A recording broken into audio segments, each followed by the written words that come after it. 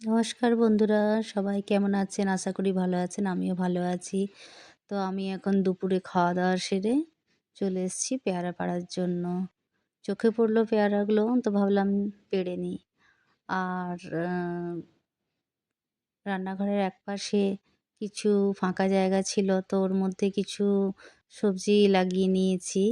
মানে পালং শাক, ধনেপাতা এগুলো বেশ কিছুদিন আগে এই জমির মধ্যেই একটু লাগিয়েছিলাম। তো এখন ছোট, ছোট হয়ে চারা গাছ হয়ে বেরোচ্ছে। এখনও সবটা ভালো করে বের হয়নি। আর এদিকে দেখুন বেগুন গাছগুলো বেশ বড়, বড় হয়ে গেছে। এগুলো তো আমি আগের ভিডিওতে একবার দেখিয়েছিলাম যখন লাগিয়েছিলাম আরকি। তো তাই ভাবলাম আজকে একটা ভিডিও বানাই, আপনাদের সাথে শেয়ার করি। তো দেখুন বেগুন গাছটা বেশ বড় হয়ে গেছে, ফুলও দিচ্ছে। হয়তো এবার বেগুন আসবে। আর এদিকে দেখুন কতগুলো লঙ্কা গাছ লাগিয়ে নিয়েছি। এখনও চারা অবস্থায় আছে। এখনও বড় হয়নি আরকি। তো দেখুন কাছে পাশের মধ্যেই এখানেই ধনেপাতাগুলো বেশ ছোট, ছোট হয়ে বেরিয়েছে। যখন ভালো করে সবকিছু বেরিয়ে আসবে, ভালো করে মানে বড় হয়ে যাবে গাছগুলো, তখন আমি আপনাদের সাথে অবশ্যই শেয়ার করব। আর এদিকে দেখুন মানে গোয়াল ঘরের চালের মধ্যে একটা লাউ গাছ বেশ লতানো হয়ে নিচের দিকে ঝুলে আসছে। তো গাছটা খুব সুন্দর হয়েছে।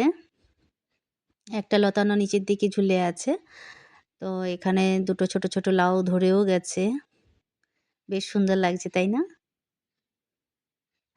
আর ওদিকে একটা কুমড়ো গাছ, এটা তো আমি আগেই শেয়ার করেছি আপনাদের সাথে।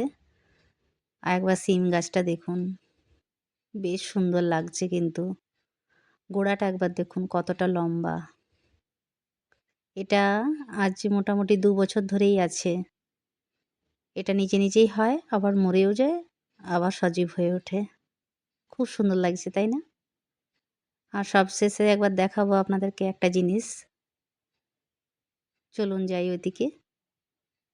তো দেখুন কাঁঠাল গাছে কাঁঠালও ফুলে গেছে। এটা অনেকটা উপরে আছে। ভিডিওটা আমি একটু জুম করে করেছি। তো চোখে পড়লো তাই ভাবলাম একবার ভিডিওটা করে নিই। তো কেমন লাগলো ভিডিওটা বন্ধুরা?